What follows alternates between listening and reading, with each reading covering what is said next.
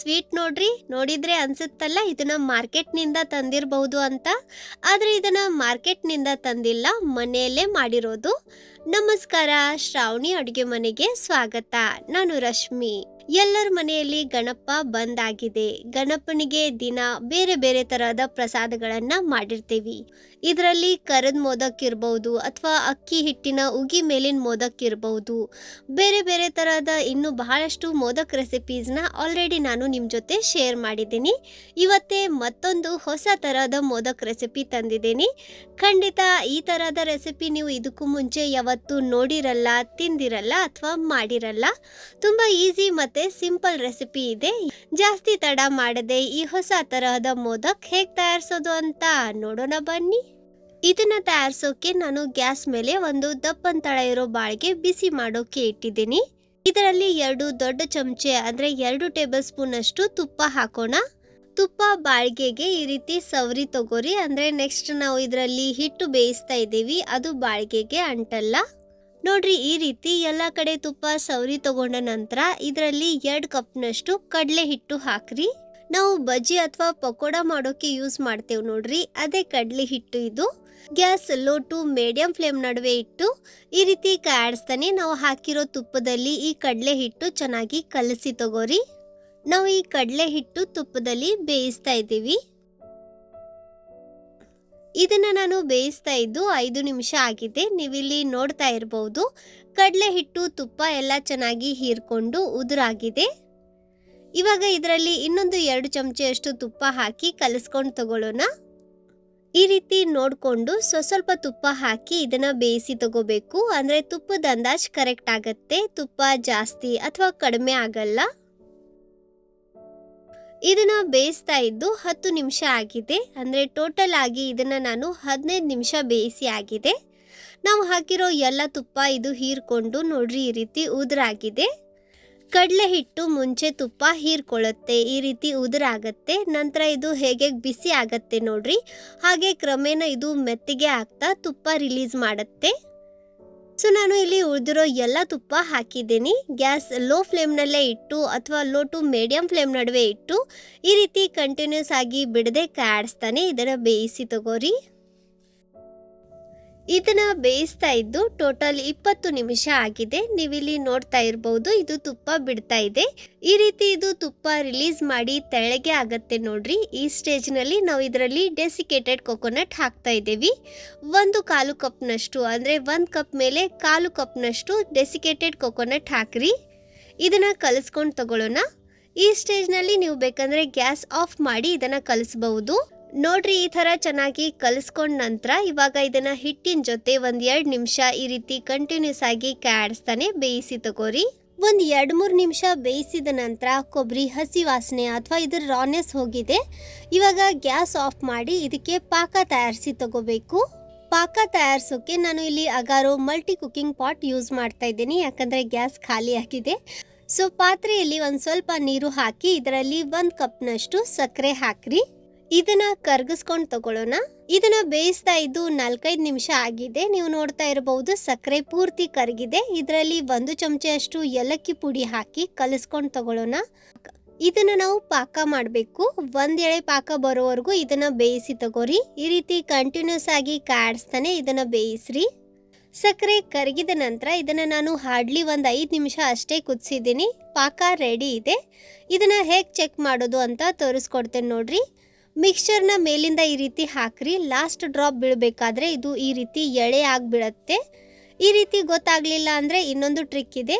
ಸಕ್ಕರೆ ಪಾಕನ ಈ ರೀತಿ ಸೌಟ್ ಮೇಲೆ ತಗೊಂಡು ಸ್ವಲ್ಪ ಊಬಿ ಅಂದರೆ ಆರಿಸಿ ನಂತರ ಕೈನಿಂದ ನೋಡ್ರಿ ಈ ರೀತಿ ಚೆಕ್ ಮಾಡಿರಿ. ನೀವಿಲ್ಲಿ ಗಮನಿಸ್ತಾ ಇರ್ಬೋದು 1 ಎಳೆ ಕಾಣ್ತಾ ಇದೆ. ಸೊ ನಮ್ಮ 1 ಎಳೆ ಪಾಕ ರೆಡಿ ಇದೆ. ಇದಕ್ಕಿಂತ ಜಾಸ್ತಿ ಇದನ್ನು ಬೇಯಿಸಬೇಡ್ರಿ. ಗ್ಯಾಸ್ ಪೂರ್ತಿ ಲೋ ಫ್ಲೇಮ್ನಲ್ಲಿ ಇಟ್ಟು ನಾವು ಕಡಲೆ ಹಿಟ್ಟಿನ ಮಿಕ್ಸ್ಚರ್ ತಯಾರಿಸಿ ಇಟ್ಟಿದ್ವಿ ನೋಡ್ರಿ, ಅದನ್ನು ಇದರಲ್ಲಿ ಹಾಕಿ ಕಲಿಸ್ಕೊಂಡು ತಗೋರಿ. ಈ ಸ್ಟೇಜ್ ಬಹಳ ಇಂಪಾರ್ಟೆಂಟ್ ಇದೆ, ಯಾಕಂದರೆ ಇದನ್ನು ನಾವು ಹೇಗೆ ಕಲಿಸ್ತೇವೆ ನೋಡ್ರಿ ಹಾಗೆ ಕ್ರಮೇಣ ಮಿಕ್ಸ್ಚರ್ ಗಟ್ಟಿ ಆಗ್ತಾ ಬರುತ್ತೆ. ಸೊ ಸ್ವಲ್ಪ ಸ್ಪೀಡಾಗಿ ಗ್ಯಾಸ್ ಪೂರ್ತಿ ಲೋ ಫ್ಲೇಮ್ನಲ್ಲಿ ಇಟ್ಟು ಇದನ್ನು ಕಲಿಸ್ಬೇಕು. ನೋಡ್ರಿ, ನಾವು ಇದನ್ನು ಹೇಗೆ ಕಲಿಸ್ತಾ ಇದ್ದೀವಿ ಹಾಗೆ ಕ್ರಮೇಣ ಹಿಟ್ಟು ಪಾಕ ಹೀರ್ಕೊಂಡು ಮಿಕ್ಸ್ಚರ್ ಉದುರಾಗ್ತಾ ಇದೆ. ಪರ್ಫೆಕ್ಟ್ ನೋಡ್ರಿ, ಮಿಕ್ಸರ್ ಈ ರೀತಿ ಉದುರಾಗಬೇಕು. ಹಿಟ್ಟಿನ ಗಂಟು ಅನಿಸಿದ್ರೆ ಕಲಿಸ್ಬೇಕಾದ್ರೇ ನೋಡ್ರಿ ಈ ರೀತಿ ಪ್ರೆಸ್ ಮಾಡ್ತಾ ಗಂಟು ಒಡೆದು ತಗೋರಿ. ಫೈನಲ್ ಆಗಿ ಮಿಕ್ಸರ್ ಟೆಕ್ಸ್ಚರ್ ನಿಮಗೆ ತೋರಿಸ್ತೇನೆ ನೋಡ್ರಿ, ಈ ರೀತಿ ಉದುರಾಗಿರಬೇಕು. ಈ ಸ್ಟೇಜ್ನಲ್ಲಿ ಗ್ಯಾಸ್ ಆಫ್ ಮಾಡಿಬಿಡ್ರಿ. ಇವಾಗ ಇದರಲ್ಲಿ ಅರ್ಧ ಕಪ್ನಷ್ಟು ಗಟ್ಟಿ ಹಾಲು ಹಾಕ್ರಿ, ಅಂದರೆ ಹಾಲಿನಲ್ಲಿ ಒಂದು ಸ್ವಲ್ಪ ಕೆನೆ ಇರೋ ಹಾಲು ಹಾಕ್ರಿ. ಗ್ಯಾಸ್ ಆನ್ ಮಾಡಿ ಲೋ ಫ್ಲೇಮ್ನಲ್ಲಿ ಗ್ಯಾಸ್ ಇಟ್ಟು ಇದನ್ನು ಕಲಿಸ್ಕೊಂಡು ತಗೊಳ್ಳೋಣ. ನೀವು ಬೇಕಂದರೆ ಮುಂಚೆ ಇದನ್ನು ಕಲಸಿ ನಂತರ ಗ್ಯಾಸ್ ಆನ್ ಮಾಡಿ ಇದನ್ನು ಒಂದು ಸ್ವಲ್ಪ ಅಂದರೆ ಒಂದು 2 ನಿಮಿಷ ಬೇಯಿಸಿ ತಗೊಂಡ್ರೆ ಆಯಿತು. ನಾವು ಇದನ್ನು ಹೇಗೆ ಕಲಿಸ್ತೇವೆ ನೋಡ್ರಿ ಹಾಗೆ ಇದು ಚೆನ್ನಾಗಿ ಬೈಂಡ್ ಆಗ್ತಾ ಬರುತ್ತೆ. ನೋಡ್ರಿ ಈ ರೀತಿ ಗಟ್ಟಿ ಮಿಕ್ಸರ್ ತಯಾರಾಗುತ್ತೆ.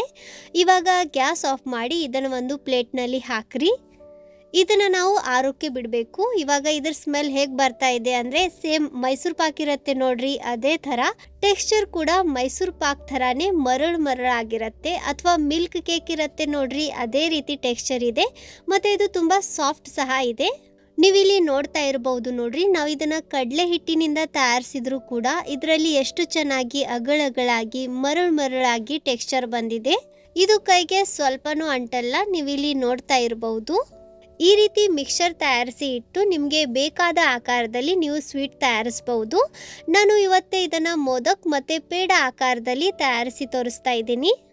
ಇದರಲ್ಲಿನ ಸ್ವಲ್ಪ ಮಿಕ್ಸ್ಚರ್ ತಗೊಂಡು 2 ಅಂಗೈ ನಡುವೆ ಈ ರೀತಿ ಚೆನ್ನಾಗಿ ರೋಲ್ ಮಾಡಿ ನಂತರ ಪ್ರೆಸ್ ಮಾಡಿ ಎಡ್ಜಸ್ಗೆ ನೋಡ್ರಿ ಈ ಥರ ಆಕಾರ ಕೊಟ್ಟು, ನಮ್ಮ ಮನೆಯಲ್ಲಿ ಈ ಥರದ ಕಬಾಬ್ ಸ್ಟಿಕ್ ಇರುತ್ತೆ ಅಥವಾ ಚಾಕುನಿಂದ ನೋಡ್ರಿ ಈ ಥರ ಡಿಸೈನ್ ತಯಾರಿಸ್ರಿ.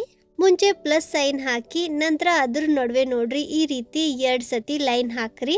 ಪರ್ಫೆಕ್ಟ್. ನೀವು ಇಲ್ಲಿ ನೋಡ್ತಾ ಇರ್ಬೋದು, ಸೇಮ್ ಮಾರ್ಕೆಟ್ನಲ್ಲಿ ಇರುತ್ತೆ ಅಲ್ಲ ಪೇಡೆ ಮೇಲೆ ಡಿಸೈನ್, ಅದೇ ರೀತಿ ಬಂದಿದೆ.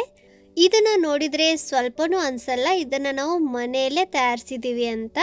ಎಷ್ಟು ಪರ್ಫೆಕ್ಟ್ ಟೆಕ್ಸ್ಚರ್ ಮತ್ತು ಶೈನಿಂಗ್ ಬಂದಿದೆ. ಈ ರೀತಿ ಇದನ್ನು ಖಂಡಿತ ಒಂದ್ಸತಿನಾದರೂ ಟ್ರೈ ಮಾಡಿ ನೋಡ್ರಿ.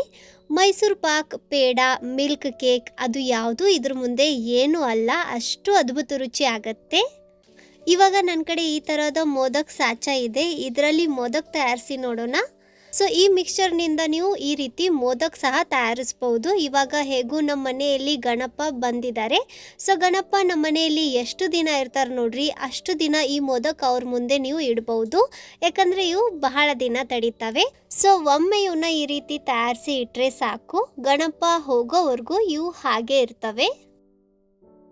ಸೂಪರ್ ನೋಡ್ರಿ, ಹೊಸ ಇನ್ನೋವೇಟಿವ್ ಮೋದಕ್ ರೆಡಿ ಇದೆ.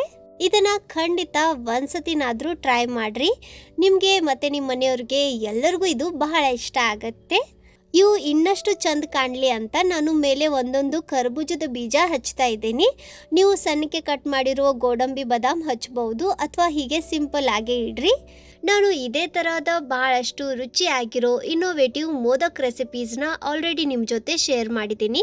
ನೀವಿನ್ನೂ ಆ ವಿಡಿಯೋಸ್ನ ನೋಡಿಲ್ಲ ಅಂದರೆ ಲಿಂಕ್ ಡಿಸ್ಕ್ರಿಪ್ಷನ್ನಲ್ಲಿ ಕೊಟ್ಟಿರ್ತೀನಿ, ಖಂಡಿತ ಒಂದ್ಸತಿ ಚೆಕ್ ಮಾಡಿರಿ.